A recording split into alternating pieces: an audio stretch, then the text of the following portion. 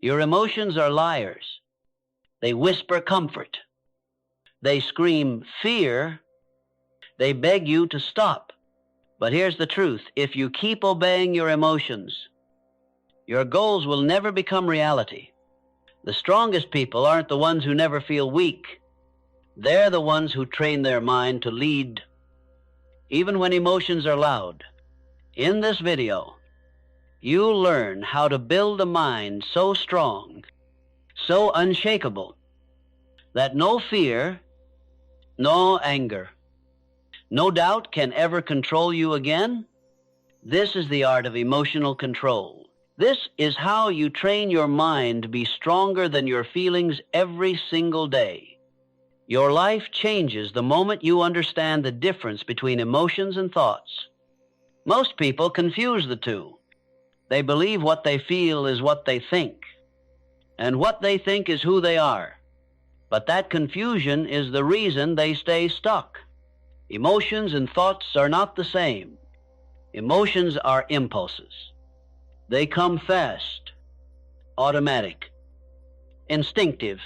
They are flashes of energy designed by evolution to protect you when you feel fear before stepping on stage. That's not wisdom, that's survival instinct. When you feel anger after being criticized, that's not clarity, that's your brain trying to defend your ego. Emotions are raw. They don't care about truth. They don't care about your goals. They only care about keeping you safe right now. Thoughts, on the other hand, are interpretations. They are the stories you tell yourself about what just happened. Emotions shout, but thoughts explain. And here's the key. Your thoughts can be chosen. You cannot always stop the emotion from arriving, but you can control the story you attach to it. This is the power most people never realize they have. They believe, if I feel it, it must be true. But feelings are not facts. Feeling scared doesn't mean you're in danger. Feeling unworthy doesn't mean you lack value. Feeling doubt doesn't mean you should quit. It only means your brain is reacting the way it always has, fast, impulsive, automatic. Let's make this real. Imagine you get a short text from someone important to you. It simply says, "We need to talk." Your stomach drops. That's emotion. Then your mind jumps in. They must be angry. I must have done something wrong. Maybe they don't like me anymore. That's thought. The emotion triggered the thought, but the thought is your choice. You could just as easily tell yourself, maybe it's nothing. Maybe they want to share good news. The emotion was the same. The interpretation changed everything. Most people never pause long enough to see this difference. They live as if emotion equals truth. They feel fear and run. They feel anger and lash out. They feel shame and hide.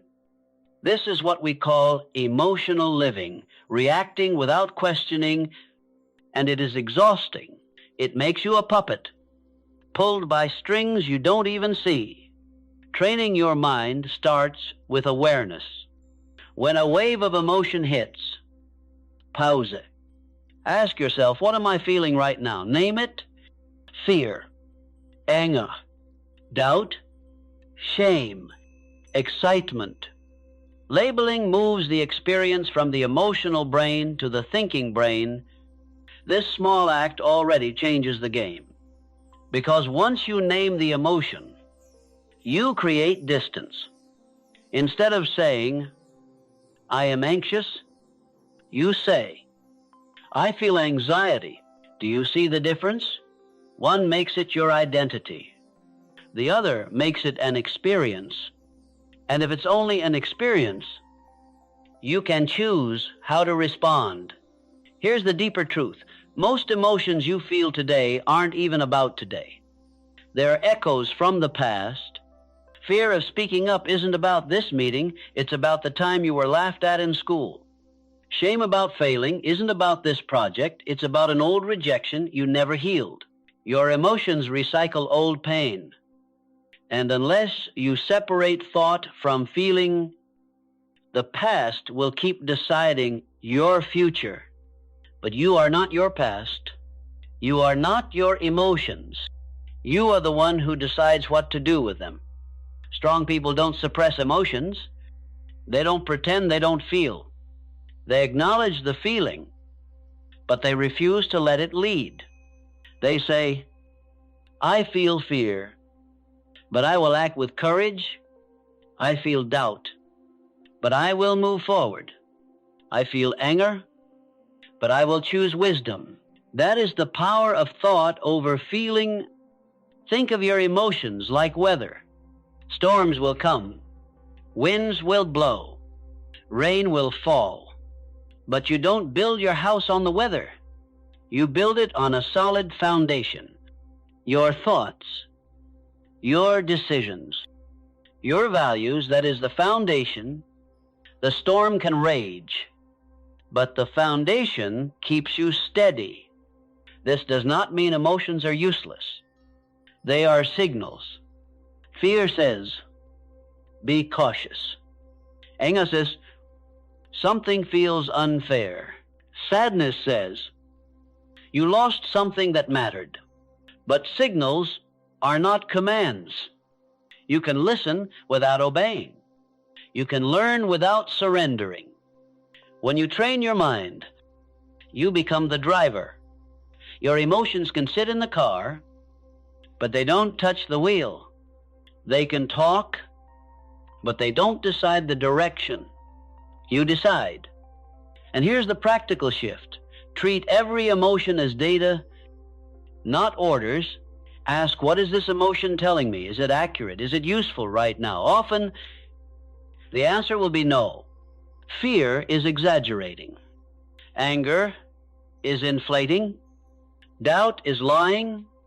And once you see that, you can override it with deliberate thought. This is how you break free from emotional slavery. Not by eliminating emotions, they will always come, but by separating them from truth, by saying, this is what I feel, but this is what I choose. Because the strongest life is not lived on feelings, it is lived on choices. Every time you let thought override emotion, you build mental strength. Every time you pause, name the feeling, and choose differently, you rewire your brain. Slowly, you stop being a victim of moods and start being a master of your mind. This is the first step to training your mind to be stronger than your emotions. Not control, not suppression, but separation. The ability to say, this is an emotion, this is a thought, and I am the one who decides. Once you understand this, you are no longer a puppet of feelings. You are a leader of your own life, and that is where real freedom begins. Your emotions are ancient. They were designed for survival, not for success. And if you let them run your life today, you are letting outdated software control a modern machine. Think about it. Thousands of years ago, life was simple. Survive the day. Find food. Avoid predators. Protect the tribe. In that environment, emotions were useful. Fear kept you alive. Anger helped you fight. Desire pushed you to reproduce. Comfort told you when to rest. But here's the problem. That same emotional system still drives you now. Your brain still reacts to every challenge as if it were life or death. It doesn't know the difference between a lion chasing you and an uncomfortable email in your inbox. The reaction feels the same: panic, tension, racing heart, sweaty palms. This ancient wiring does not care about your future. It only cares about your comfort right now. It does not care about building wealth, finishing your project, or following through on your goals. It only wants safety. That's why fear shows up the moment you try something new. It's not that you're in danger. It's that your brain interprets unfamiliar as unsafe. It pushes you back to the comfort zone because in ancient times, the unknown could mean death, but today, the unknown is where growth happens. And that's the conflict. Your emotions are protecting you from the very thing you need. The same thing happens with laziness. Thousands of years ago, conserving energy kept you alive. Rest was essential because food was scarce. But now, food is everywhere, and opportunities are abundant.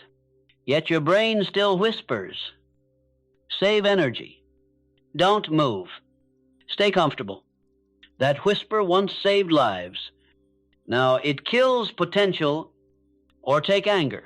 In ancient tribes, enga, signala denga, betrayal, or threat. It triggered instant defense. But today, that same anger can destroy relationships, ruin careers, and blind you from opportunity. The emotion hasn't changed. The world has. This is why people struggle. They think emotions are guidance. But emotions are primitive alarms. They are not calibrated for modern success. If you obey them, you stay small.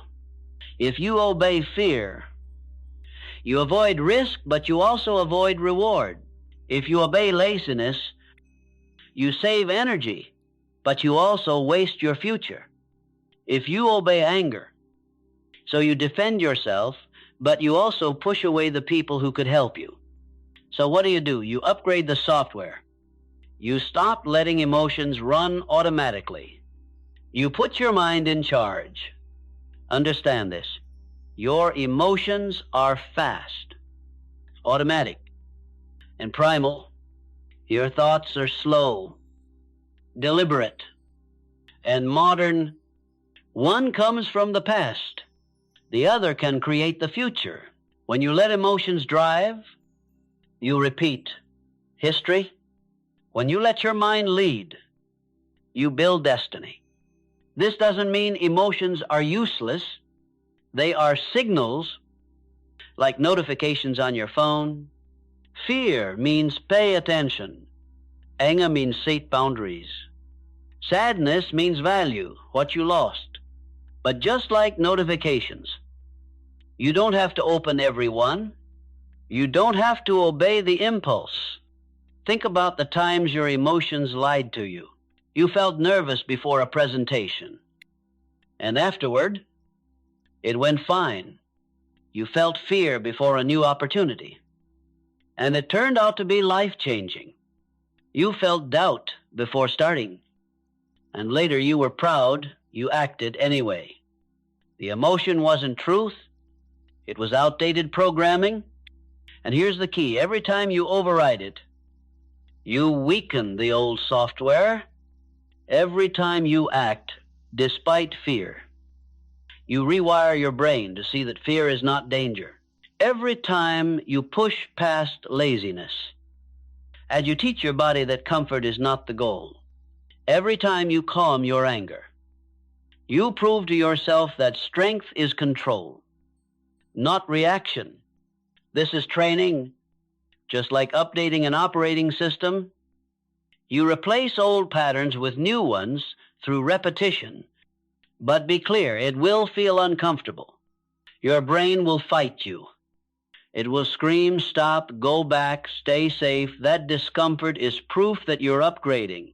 That tension is the signal that you are rewriting the code. Here's a practical shift. The next time fear shows up, don't ask, what's wrong with me? Ask, what is my brain trying to protect me from? Is that protection still useful? Often, you'll find the fear is outdated. It's trying to protect you from embarrassment, not death, from discomfort, not disaster. When you see it for what it is, the fear loses its power. The same with procrastination. Your brain tells you to save energy, but saving energy by avoiding work today costs you 10 times more energy tomorrow. When you recognize this lie, you can act anyway. And with anger, pause before reacting. Remind yourself this emotion was built for survival, not for success. Then choose the response that protects your future, not just your pride. The truth is, you can't delete emotions. They are hardwired into your brain, but you can retrain them. You can let them rise without letting them rule. You can feel them without obeying them. That is how you become mentally strong, not by shutting off emotion, but by leading it with your mind. Every time you choose thought over impulse, you are upgrading your operating system. Every time you override outdated programming, you are writing the code for a stronger future, because emotions will always exist. But if you train your mind, they will no longer decide your life. You will. Look at the world around you. Most people are not living with intention. They are living in reaction. Something happens. They feel an emotion, and they react instantly. No pause, no filter, no thought, just reaction. And this cycle is the root of chaos in their lives. Think about it. You feel anger. You lash out. You feel fear. You run away. You feel doubt. You quit. It all happens in seconds. And each reaction seems small. But over time, those small reactions shape your entire life. How many relationships have been destroyed by a moment of anger? How many opportunities have been lost because fear took over? How many dreams have died because doubt was stronger than discipline? This is the chaos of reacting, temporary, emotion-making permanent decision. When you live this way, you become unpredictable even to yourself. You wake up planning to be productive, but one wave of laziness and the day is wasted. You set a goal to build consistency, but one spark of discomfort and you abandon it. Your emotions become the driver, and you become a passenger in your own life. That's why so many people feel stuck. It's not because they lack talent, intelligence, or opportunity. It's because they let every mood dictate their actions. They let feelings outrank commitments. They let impulses outrun intentions. The result, a life full of regret. Because regret is always the bill that emotions send after you obey them. In the moment, giving in feels easy. Skip the workout. Delay the project. Explode in anger. But afterward comes the regret, heavier, longer lasting, and far more painful than the emotion ever was. This is why reacting is chaos. It feels like freedom in the moment, but it traps you in weakness over time. When you live in reaction, you also lose trust in yourself. You make promises, but your emotions break them. You set standards, but your impulses ignore them. Each time you quit, you reinforce the belief, I can't count on myself. And when you stop trusting yourself, your confidence disappears. Confidence is not built by feeling good. It is built by following through. But if emotions keep deciding, follow through dies, and so does confidence. Reacting also poisons relationships. When anger drives your words, you say things you don't mean. When insecurity drives your behavior, you sabotage connections. When jealousy drives your choices, you destroy trust. One reaction can undo years of progress. And in careers, the cost is even higher. Opportunities don't disappear because you lack skill. They disappear because you reacted poorly under pressure. You froze when you needed courage. You snapped when you needed composure. You procrastinated when you needed discipline. Reacting also keeps you chained to your past. Emotions often rise from old wounds. But when you react, you let those wounds rule today. A rejection years ago still controls how you show up now. An old failure still controls how you see yourself now. Reacting allows the past to hijack your present. This is why reacting is chaos. It doesn't just ruin moments, it ruins momentum. Every time you obey a temporary feeling, you trade progress for comfort. The tragedy is, most people don't even realize they are reacting. They think, this is just who I am. No, it's not who you are. It's a habit you've repeated. And habits can be changed. The truth is, you are not your emotions. You are the one who chooses whether to act on them. Reacting means you give up that choice. Responding means you reclaim it. Strong people don't let emotions make decisions. They pause. They process. They choose. That pause creates order out of chaos. That pause is the difference between regret and growth. But here's the uncomfortable reality. Reacting feels good. It feels natural. It feels easy. Yelling when you're angry feels satisfying. Running from fear feels safe. Quitting when it's hard feels relieving. But comfort is not the same as growth. And relief is not the same as freedom. When you look deeper, you'll see that reacting always costs more than it gives. It gives seconds of comfort and takes years of progress. It gives moments of escape and takes a lifetime of potential. The chaos of reacting is subtle, but it compounds. One reaction leads to another, until your entire life is ruled by moods, and a life ruled by moods is a life wasted. But here's the hope: if chaos comes from reaction, control comes from awareness. The moment you recognize the difference between reacting and responding, you break the chain. You don't have to eliminate emotions. You only need to stop letting them decide. Imagine how your life would change if you no longer reacted to every mood. Fear comes, but you act with courage. Anger comes, but you respond with clarity. Doubt comes, but you move forward anyway. That shift alone turns chaos into power, because success is not built by emotions. It is built by decisions, and every time you choose response over reaction, you build a stronger, calmer, more disciplined life. Awareness is the turning point. It is the difference between living as a prisoner of emotion and living as the master of your own mind.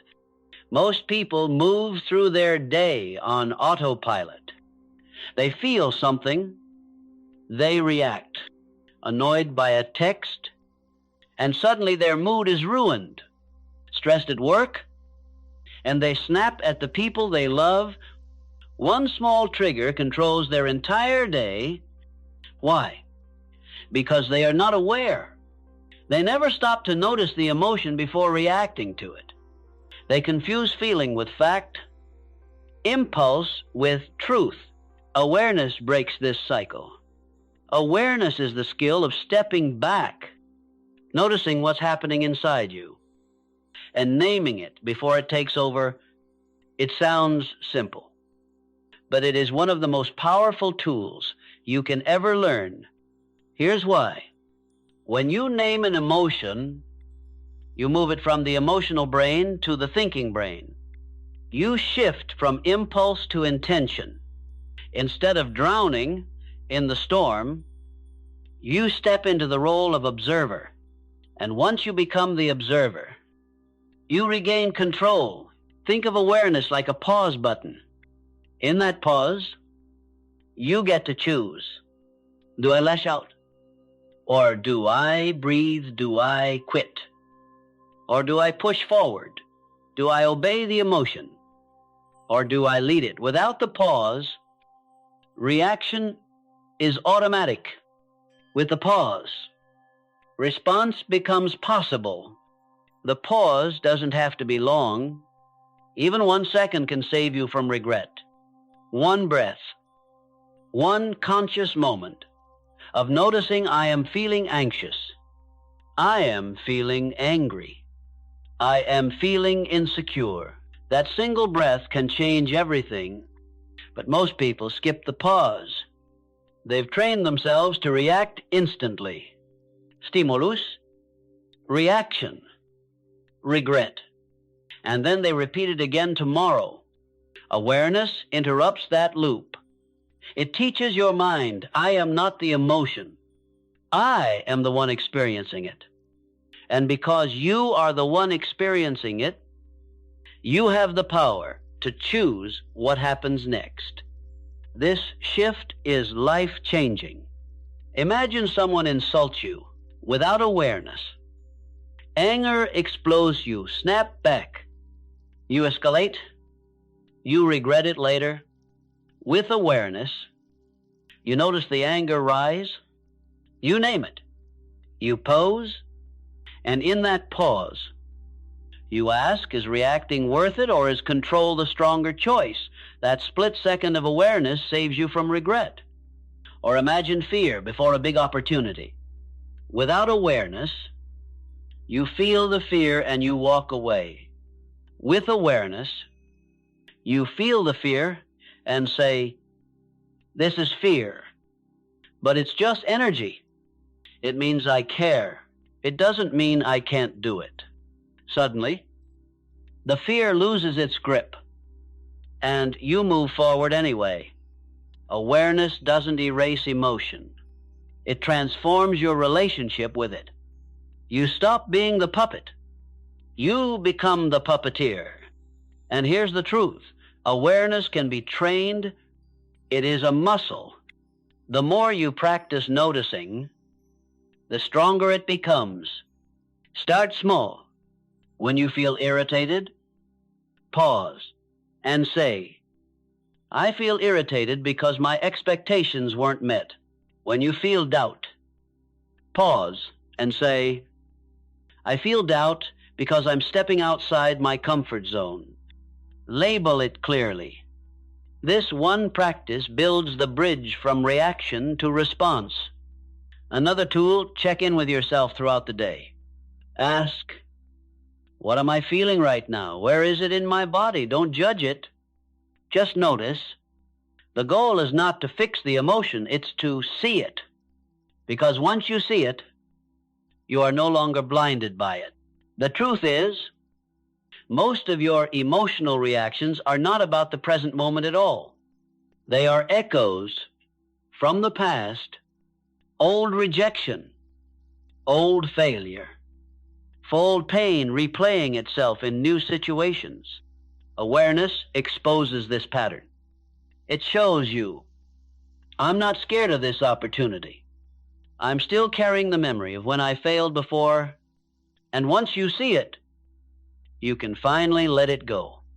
Awareness also builds confidence, because every time you notice instead of react, you prove to yourself that you are in control.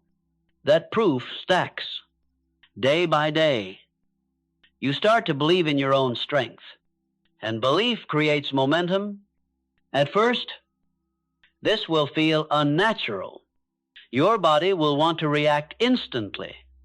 It will feel uncomfortable to pause, to breathe, to wait. But discomfort is not failure, it is training. Every pause is a repetition. Every pause is mental weightlifting. And just like lifting weights, the more reps you do, the stronger you get. Eventually, the pause becomes automatic. You won't have to fight for it, it will appear naturally. And when it does, you will realize you have unlocked one of life's greatest superpowers, the power to choose your response. Awareness is not about perfection. You will still react sometimes. You will still lose your temper. You will still feel fear. But even noticing after the fact is progress. Even catching yourself once in a while is growth. Because awareness is built one moment at a time. So practice it. In traffic, in conversations, in moments of stress, notice, pause, label, choose. The more you practice, the more you train your mind to lead. And once you master awareness, you no longer live at the mercy of every emotion. You live with clarity, calm, and strength. You stop reacting, you start responding. And that one shift changes everything. Here's the truth. Most people never learn. Emotions are not orders. They are signals. They don't have to dictate your actions. They can inform your actions. The first step is to label what you feel. When an emotion rises, don't just let it run wild in your body. Pause and name it. Say, I feel anxious. Say, I feel frustrated. Say, I feel doubt. This seems small, but it changes everything. Why? Because the moment you label the emotion, you move it from the limbic system, your emotional brain, into the prefrontal cortex, your thinking brain. By naming it, you've already created distance. You've shifted from drowning in the storm to standing outside, describing the weather. Think about the difference between saying, I am anxious and I feel anxiety. One makes it your identity. The other makes it temporary. And when it's temporary, it loses power. But labeling alone is not enough. The second step is to reframe the emotion, because emotions are neutral until you assign them meaning. Take anxiety.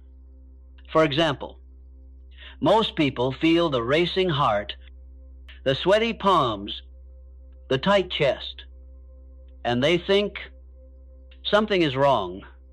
I'm not ready. I can't do this. That interpretation paralyzes them. But what if you reframed it? What if you said, this is energy. This means I care. My body is preparing me to perform. Suddenly, the same physical sensation becomes fuel, not fear. This is reframing, taking the raw data of emotion and assigning it a meaning that serves you instead of sabotages you. Fear can mean, I'm in danger, or it can mean, I'm about to grow. Anger can mean, they disrespected me, or it can mean, this is my chance to practice control. Sadness can mean, I'm broken, or it can mean, I value what I lost. The event doesn't change. The emotion doesn't change, but the meaning does. And meaning is everything. This is how strong minds operate. They don't deny their emotions. They redefine them. They don't ask, how do I get rid of this feeling? They ask, how can I use it? Here's a simple truth. The same emotion that breaks one person can build another. Two people feel fear. One runs. One rises. Two people feel anger. One explodes. One focuses. Two people feel sadness. One collapses. One grows deeper. Empathy. The difference is not the emotion. The difference is the frame, and frames can be trained. Here's how you start. When an emotion shows up, pause and ask 3 questions.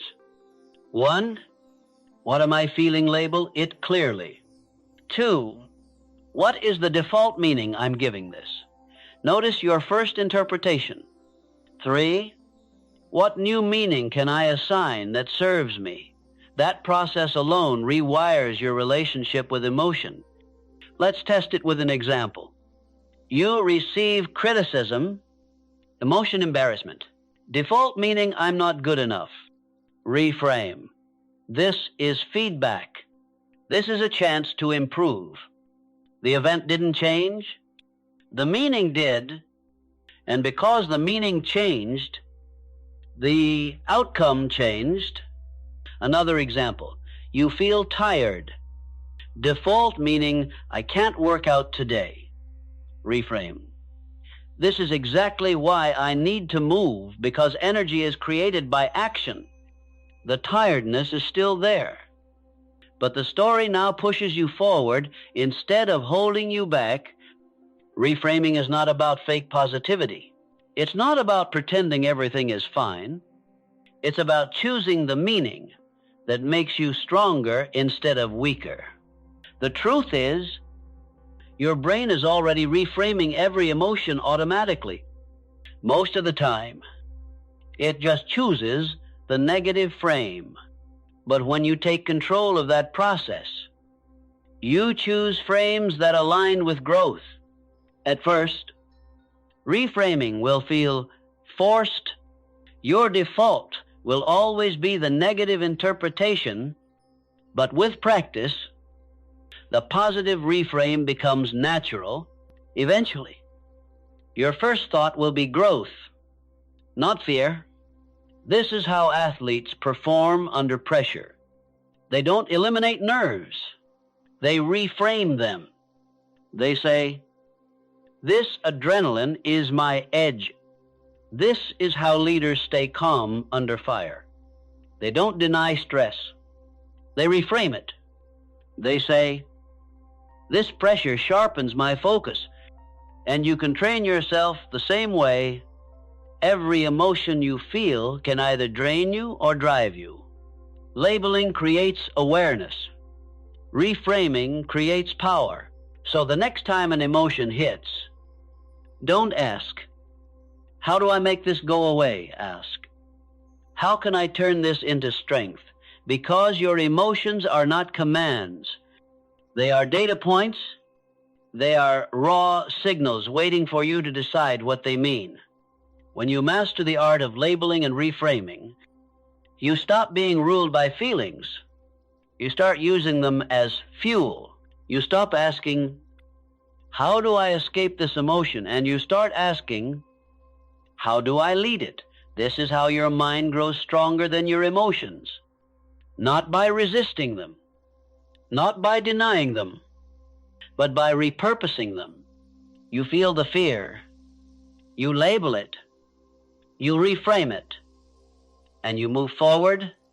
You feel the anger. You label it. You reframe it. And you choose calm. You feel the doubt. You label it. You reframe it. And you act anyway. Every time you do this, you build confidence. Every time you reframe, you prove to yourself that you are in charge.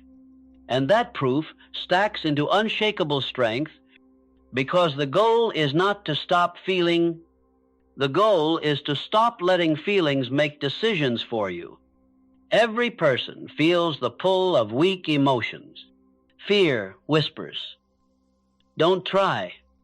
Doubt says, you're not ready. Laziness tempts, do it later.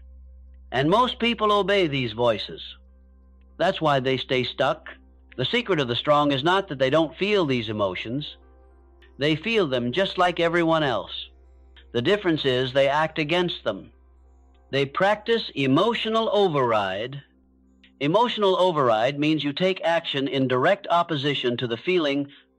You feel fear, and you move forward. You feel doubt, and you commit anyway. You feel tired, and you show up. You feel anger, and you stay calm. Every time you override an emotion, you prove to yourself that you are stronger than it, and that proof rewires your identity. You stop seeing yourself as a victim of moods. You start seeing yourself as the master of choices. Think about how most people live. They only act when they feel like it. They only work when they feel motivated. They only show discipline when it's convenient, but emotions are inconsistent. They change with sleep, with hormones, with the weather, with a random comment from a stranger. If your actions depend on emotions, your life will always be unstable. But when you train yourself to override, you create stability. Your actions become predictable. Your results become consistent because they are no longer controlled by how you feel in the moment. Let's make this practical. You wake up tired. The emotion says, stay in bed. Override, get up and move anyway. That one choice tells your brain, I don't negotiate with weakness. You want to build confidence by speaking in public. The emotion says, stay silent. Don't embarrass yourself. Override, speak anyway. Each word is a rep in the gym of courage. You want to grow your career.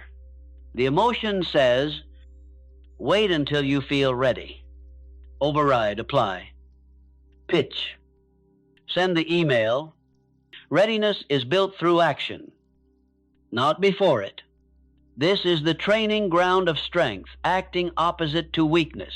At first, it feels unnatural. Your body resists. Your mind screams. But that discomfort is the weight you must lift to build mental muscle, just like in the gym. Growth requires resistance. Emotional override is resistance training for the mind. And the more you do it, the stronger you get. Here's what happens over time. At first, you override once in a while. You win small battles. Then, it becomes a habit. Your default shifts. You stop waiting for the feeling to change. You just act. Eventually, you don't even think about it. Action leads. Emotion follows. This is how disciplined people are built. Not through magic, not through motivation, but through override. Every override is a vote for the person you want to become. When you choose to act against fear, you cast a vote for courage. When you choose to act against laziness, you cast a vote for discipline. When you choose to act against doubt, you cast a vote for confidence. And those votes compound into identity. One day you realize you're no longer trying to be disciplined. You simply are. But here's the truth. Emotional override will always feel uncomfortable. That discomfort never disappears completely. Even the strongest people feel fear before big opportunities. Even the most consistent people feel resistance before workouts. Even the most confident people feel doubt before challenges. The difference is they've trained themselves to override anyway. They don't wait for the feeling to change. They don't wait for comfort.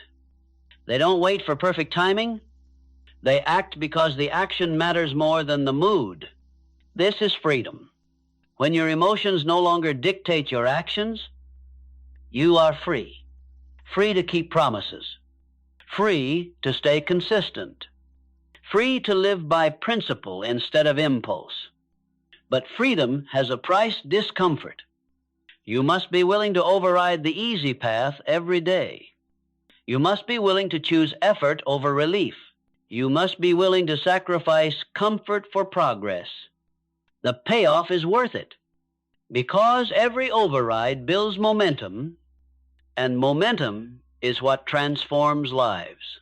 So here is the challenge. Pick one area where your emotions hold you back. Maybe it's waking up early. Maybe it's finishing projects. Maybe it's speaking up. And for the next 7 days, practice override. Do the opposite of what your weak emotion tells you. prove to yourself again and again that you are stronger than you feel. It won't be easy, but it will be powerful, because every override is a step toward mastery. Your emotions will always talk. They will always try to protect you, distract you, or weaken you, but they do not get the final say. Your actions do. Override the weakness. Choose the strength. Act anyway. This is how you train your mind to lead. This is how you become unstoppable. Your mind is not trained in isolation. It is trained by what surrounds you every single day. Every voice you hear, every room you enter, every screen you scroll, it all programs your emotions and your strength. Most people ignore this. They think discipline is only about willpower. They think emotional control is only about fighting harder inside their head.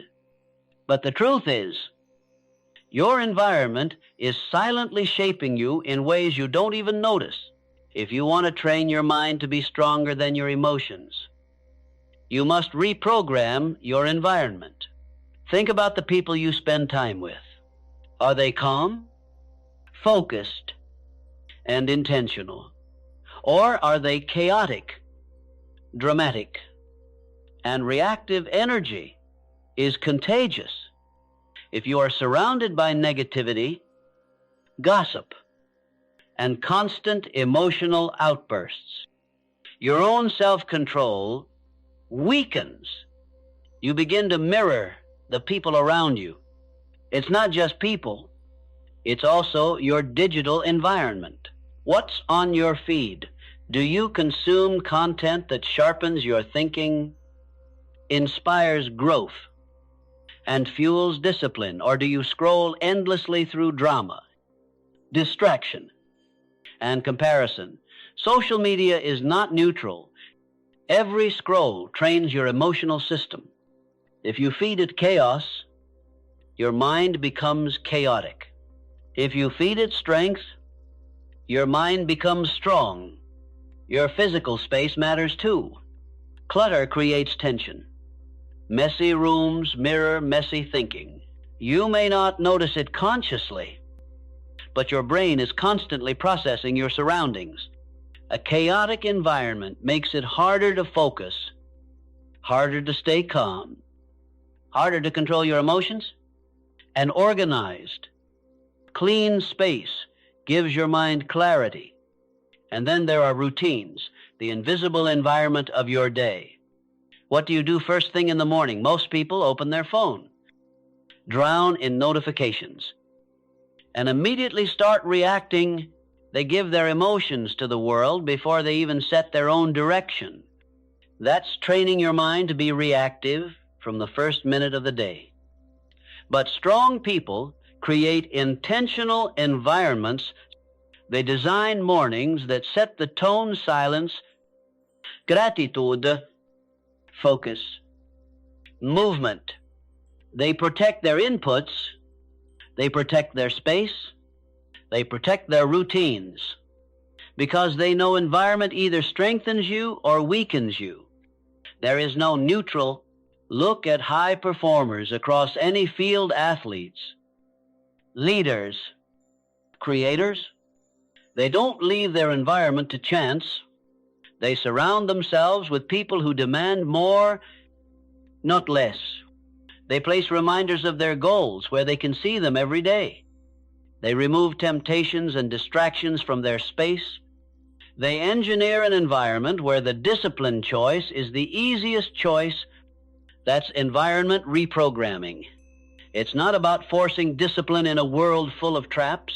It's about creating a world where discipline becomes natural. Here's a practical example. If you want to eat healthy, don't fight junk food every day. Remove it